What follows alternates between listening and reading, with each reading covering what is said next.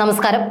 കരുത്തുറ്റ കമ്മ്യൂണിസ്റ്റ് നേതാവ് എന്ന നിലയിലും തുടർച്ചയായുള്ള ഇടതു ഭരണത്തിന് നേതൃത്വം നൽകിയ ശക്തനായ മുഖ്യമന്ത്രി എന്ന നിലയിലും ദേശീയ തലത്തിൽ പിണറായി വിജയന് ശ്രദ്ധ നേടിക്കൊടുത്ത മണ്ഡലമാണ് ധർമ്മടം. എന്നാൽ നിയമസഭാ തിരഞ്ഞെടുപ്പ് ഫലം വന്നതോടുകൂടി പിണറായി വിജയൻ എന്ന നേതാവിന്റെ രാഷ്ട്രീയ ജീവിതത്തിലെ ഏറ്റവും വലിയ നാണക്കേടായി ഇത് മാറുകയാണ്. വിജയിച്ചുവെങ്കിലും ഏറ്റവും നാണം കെട്ട വിജയമെന്ന് പറയേണ്ടി വരുന്ന സ്ഥിതി വിശേഷമാണ് ധർമ്മടത്ത് പിണറായി വിജയനെ കാത്തിരുന്നത്. 1,00,000-ൽ നിന്നും 19,000-ലേക്ക് ലീഡ് നില എന്ന വമ്പൻ ഇടിവ് തോൽവിയേക്കാൾ വലിയ നാണക്കേട് തന്നെയാണ് പിണറായി വിജയൻ എന്ന നേതാവിന് ഉണ്ടാക്കിയത്. ധർമ്മടത്ത് മുഖ്യമന്ത്രി പിണറായി വിജയൻ പിന്നിൽ എന്ന വാർത്തകൾ പുറത്തു വന്നതിന് പിന്നാലെ തന്നെ കേരള ജനത ഒന്നാക്കി തിരഞ്ഞത് ആരാണ് ധർമ്മടത്തെ UDF സ്ഥാനാർത്ഥി എന്നതാണ്. ആരാണ് അബ്ദുൾ റഷീദ് എന്ന ഈ പുലിക്കുട്ടി എന്ന് ചോദിച്ചാൽ പറയാൻ ഒരുപാടുണ്ട്. ധർമ്മട മണ്ഡലത്തിലെ പലയാട് ക്യാമ്പസിൽ നിയമ പഠനത്തിനിടെ ജീവൻ അപകടത്തിലാണ് എന്ന ഇന്റലിജൻസ് റിപ്പോർട്ടിനെ തുടർന്ന് 1 വർഷം പോലീസിന്റെ കനത്ത സുരക്ഷയിൽ പഠിക്കുക, യൂത്ത് കോൺഗ്രസ് സംസ്ഥാന ജനറൽ സെക്രട്ടറിയും കേരളത്തിലെ ഏറ്റവും പ്രായം കുറഞ്ഞ KPCC അംഗവുമാകുക, 2021 നിയമസഭാ തിരഞ്ഞെടുപ്പിൽ തളിപ്പറമ്പ് എന്ന LDFന്റെ കുത്തക സീറ്റിൽ CPM സംസ്ഥാന സെക്രട്ടറി MV ഗോവിന്ദനെതിരെ മത്സരിച്ചപ്പോൾ തളിപ്പറമ്പിൽ LDFന്റെ ഭൂരിപക്ഷം മുൻപത്തേക്കാൾ പകുതിയോളം കുറയ്ക്കുക, ഇപ്പോൾ ധർമ്മടത്ത് ആദ്യ 6 റൗണ്ട് വോട്ടെണ്ണി കഴിഞ്ഞപ്പോൾ തന്നെ 1 സെക്കൻഡ് പോലും ലീഡ് ചെയ്യാനാകാതെ സാക്ഷാൽ പിണറായി വിജയനെ തളച്ചിടുക. ഇതൊക്കെ കാണുന്ന കേരളക്കരയ്ക്ക് തിരഞ്ഞെടുപ്പ് ഫലത്തിനപ്പുറത്തേക്ക് അബ്ദുൾ റഷീദ് തന്നെയാണ് വിജയി എന്ന് ഉറപ്പിച്ച് പറയാൻ കഴിയും.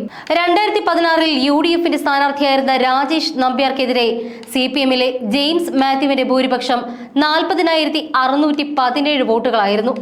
എന്നാൽ LDF തരംഗ പഠിച്ച 2021-ൽ ആ ഭൂരിപക്ഷം 22,689 വോട്ടുകളിലേക്ക് കുറച്ചത് അബ്ദുൾ റഷീദ് UDF സ്ഥാനാർത്ഥിയായി എത്തിയപ്പോഴാണ്.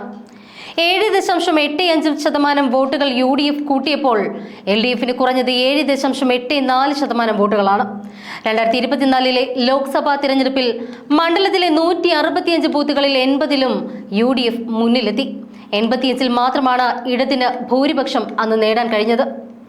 എന്തായാലും ഫലം പുറത്തു വരുമ്പോൾ പിണറായിയിലെ കൺവെൻഷൻ സെന്ററിൽ മുഖ്യമന്ത്രി എത്തുമെന്നും മാധ്യമങ്ങളെ കാണുമെന്നും അറിയിച്ചിരുന്നുവെങ്കിലും തിങ്കളാഴ്ച അതൊന്നും തന്നെ ഉണ്ടായില്ല. 1,00,000 എന്ന ഭൂരിപക്ഷത്തിൽ നിന്ന് 5 കൊല്ലത്തിനിപ്പുറം ഏറെ നാടകീയതകൾക്കൊടുവിൽ അത് 19,247-ലേക്ക് കൂപ്പുകുത്തിയതിന്റെ ക്ഷീണം മുന്നണിക്കും പാർട്ടിക്കും ഉപരിയായി പിണറായി വിജയൻ എന്ന വ്യക്തിയിലാണ് തൊട്ടു നിൽക്കുന്നത് എന്നും ധർമ്മടം നൽകുന്ന പാഠമാണ്. 2011-ൽ രൂപവൽക്കരണം മുതൽ ഇടതിനൊപ്പം തന്നെയായിരുന്നു മണ്ഡലം. ഇക്കുറി LDF സ്ഥാനാർത്ഥിയായി പിണറായി വിജയൻ മത്സരിക്കുമെന്ന തിരഞ്ഞെടുപ്പ് പ്രഖ്യാപനത്തിന് മുൻപ് തന്നെ ഉറപ്പായിരുന്നു. UDF എതിരാളികളെ നേടുന്നതിനിടെയാണ് അപ്രതീക്ഷിതമായുള്ള VP അബ്ദുൾ റഷീദിന്റെ വരവ്. കഴിഞ്ഞ നിയമസഭാ തിരഞ്ഞെടുപ്പിൽ തളിപ്പറമ്പിൽ CPM സംസ്ഥാന സെക്രട്ടറി MV ഗോവിന്ദനോട് ശക്തമായ പോരാട്ടം നടത്തി ഇക്കുറി 2ാം അംഗത്തിന് ഒരുങ്ങുമ്പോഴാണ് റഷീദിനെ പാർട്ടി ധർമ്മടത്തേക്ക് അയച്ചത്.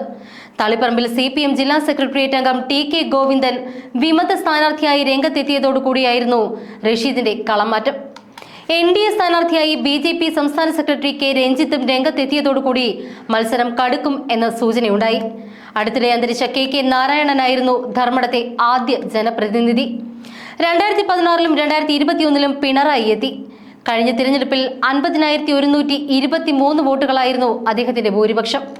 എടക്കാട് ബ്ലോക്കിലെ ചെമ്പിലോട്, കടമ്പൂർ, പെരളശ്ശേരി പഞ്ചായത്തുകളും തലശ്ശേരി ബ്ലോക്കിലെ അഞ്ചരക്കണ്ടി, ധർമ്മടം, മുഴപ്പിലങ്ങാട്, പിണറായി, വേങ്ങാട് പഞ്ചായത്തുകളും ചേർന്ന നിയമസഭാ മണ്ഡലമാണിത്.